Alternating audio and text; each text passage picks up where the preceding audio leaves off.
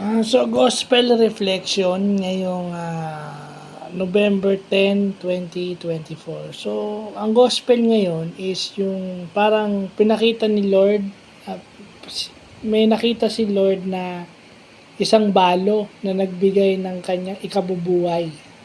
Yung yung para sa pagkain na lang niya ibinibigay pa niya sa templo. At yung mga mayayaman na nagbibigay ng kanilang extra.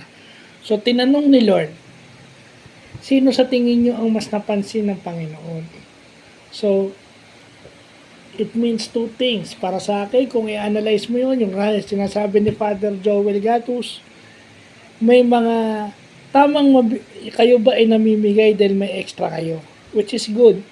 Kasi sobra. Di ba? Kung may sobra, dapat mamigay ka.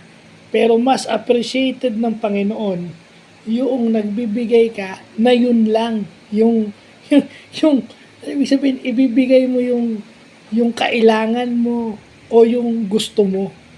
Yung sakripisyo. Wholeheartedly.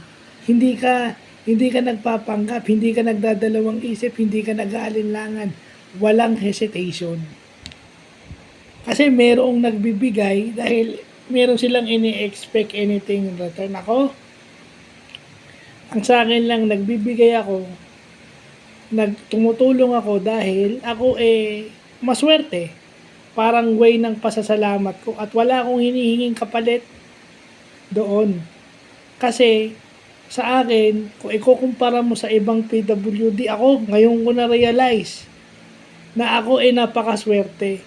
Na ako nasa posisyon na meron ako, nabibigyan ko, napapalakas ko yung kanilang kalooban na sila natutulungan ko silang maibalik yung kanilang yung kung anong kulang nila, di ba? Kaya tayo tumutulong dahil tayo bukal sa loob natin ang tumutulong. At alam natin pag tayo tumutulong, tayo bibiyayaan.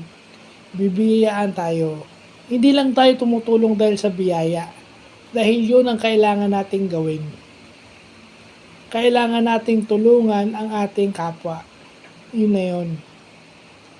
Minsan nga, yung oras ko na dapat nasa bahay lang ako. Hindi ako napapagod. Pero ang anong binibigay ko sa lahat ng ginagawa ko, yung oras. Nagde-devote ako ng time sa kanila na dapat nandito na lang ako sa bahay. Hindi ko na dapat iniintindi yung kasi, unang-una, wala naman akong sweldo dyan. Pero, by the time na uuwi ka, yung fulfillment, yung blessing na alam mo na ibigay mo yung best mo at the end of the day, yung matutulog ka ng mahimbing and then pagkagising mo, may blessing na darating sa'yo. Hindi necessarily material blessing. Hindi necessarily money or anything material. Yun na lang peace of mind. It's just a blessing. Na alam mong may natulungan ka, alam mong may na-enhance ang confidence kasi naranasan mong maging wala. So mas napapansin ng Diyos yung kapiranggot na ibinibigay mo kaysa dun sa extra. Kasi God would provide for you. Hindi natutulog ang Diyos. No? Nagsimula yung first reading nitong Sunday na to, yung isang babae, parang sinabi ni Prophet Elijah na bigyan mo naman ako ng konting makakain. Pero sinabi ng babae na ito para sa akin at para sa anak ko. Pero dahil sinabi ni Prophet Elijah, sige, pagluto mo muna ako ng konting tinapay galing sa harina na yan at ikaw ay hindi mauubusan ng pagkain at yung langis dyan sa lalagyan mo hindi mauubos. So, saan nagsimula yun? Dun sa pagbibigay niya wholeheartedly. Nagbibigay ka, anong purpose ng giving mo? It's not anything in material ako. It's just way helping people kasi ako natulungan din. All throughout my life, maraming tumulong sa akin, never humingi ng kapalit. So, this is my chance to be ako naman ang tumulong.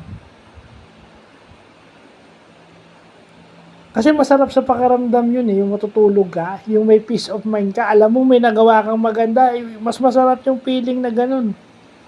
At every time na nagdarasal kayo na ipagpapasalamat mo because it gives you strength, it rejuvenates you. Kung ano yung nagagawa mo, ano yung ibinigay mo ng wholeheartedly. So para sa akin yun ang gospel ngayon. And I think yung widow, yung balo doon sa gospel ay pinagpala because God would sustain her. So, yun lang po.